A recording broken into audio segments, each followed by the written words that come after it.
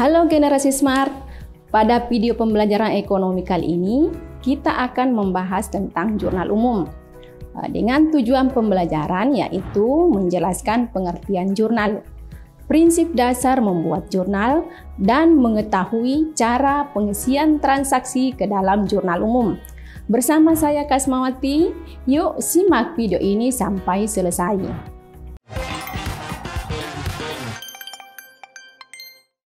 Jurnal adalah alat untuk mencatat transaksi perusahaan yang dilakukan secara kronologis berdasarkan urutan waktu dengan menunjukkan akun yang harus didebit dan dikredit beserta jumlahnya masing-masing.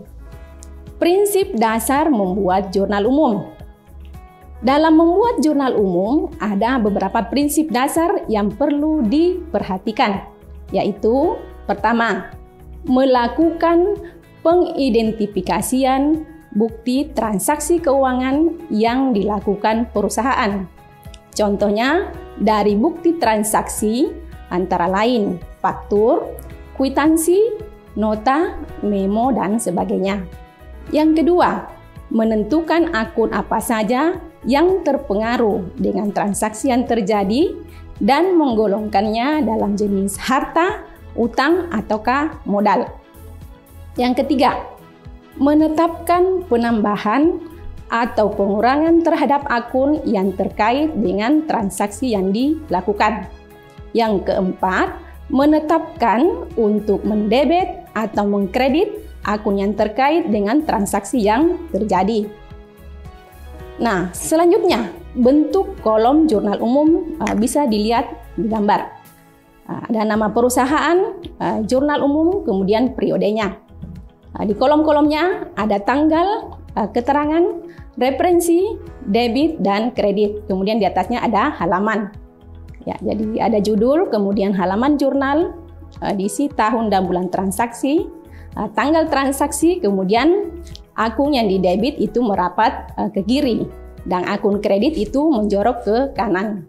Kemudian nomor akun juga diisi saat posting atau pemindah bukuan ke buku besar. Kemudian ada jumlah uang yang didebit dan jumlah uang yang dikredit.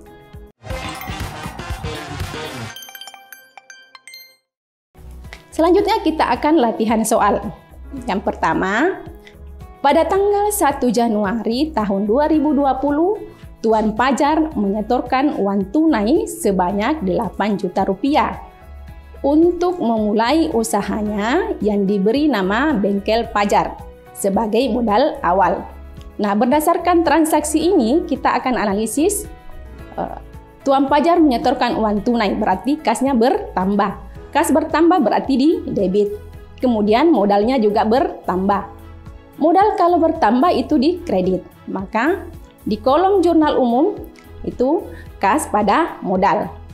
Di debit sebesar 8 juta dan di kredit modal sebesar 8 juta rupiah. Keterangannya adalah setoran modal awal. Generasi smart, untuk transaksi tanggal 2 Januari 2020 dibayar sewa ruangan untuk bulan Januari 2020 sebesar Rp300.000. Nah, untuk transaksi ini kita analisis. Dibayar sewa ruangan berarti beban sewa bertambah. Beban sewa bertambah berarti di debit. Nah, karena dibayar berarti kasnya berkurang. Kas berkurang berarti di kredit. Nah, kita masukkan di jurnal umum. Beban sewa debit Rp300.000, kas di kredit sebesar Rp300.000. Keterangannya adalah sewa kantor di Januari 2020. Soal pertama. Tanggal 27 Juni 2021 dibayar gaji karyawan sebesar Rp500.000. Transaksi tersebut dicatat dengan jurnal titik-titik. A. Kas pada beban gaji. Kas di debit Rp500.000, beban gaji dikredit sebesar Rp500.000. B. Beban gaji pada kas sebesar Rp500.000. C. Utang usaha pada kas sebesar Rp500.000. D.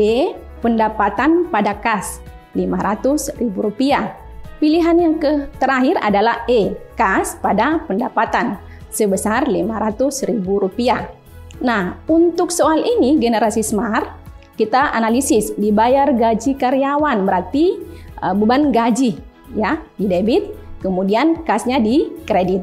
Berarti jawaban untuk soal ini adalah B.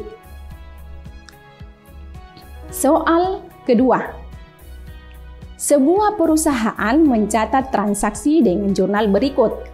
Kas di debit Rp5 juta. Pendapatan jasa dikredit sebesar Rp5 juta. Jurnal tersebut merupakan hasil pencatatan transaksi titik-titik. A. Pembayaran utang sebesar Rp5 juta. B. Penerimaan pendapatan jasa sebesar Rp5 juta. C. Penerimaan piutang usaha dari pelanggan sebesar Rp5 juta. D. Pembayaran utang kepada bank sebesar Rp5 juta. E. Penyetoran modal sebesar Rp5 juta.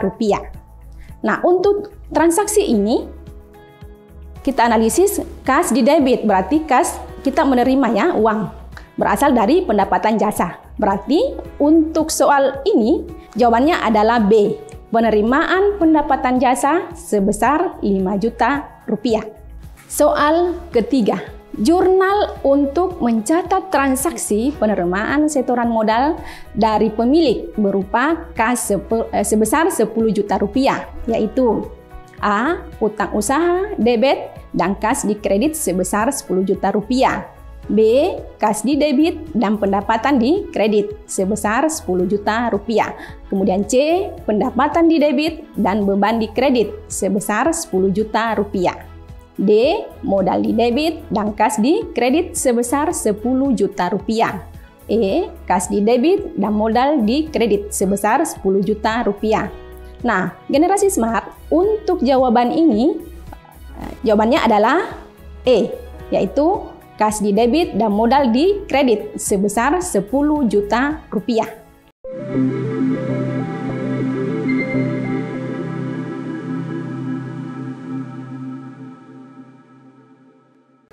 Semoga membantu ya generasi smart. Sampai jumpa pada pembahasan materi ekonomi selanjutnya. Salam Smart School, generasi smart berkarakter cerdas.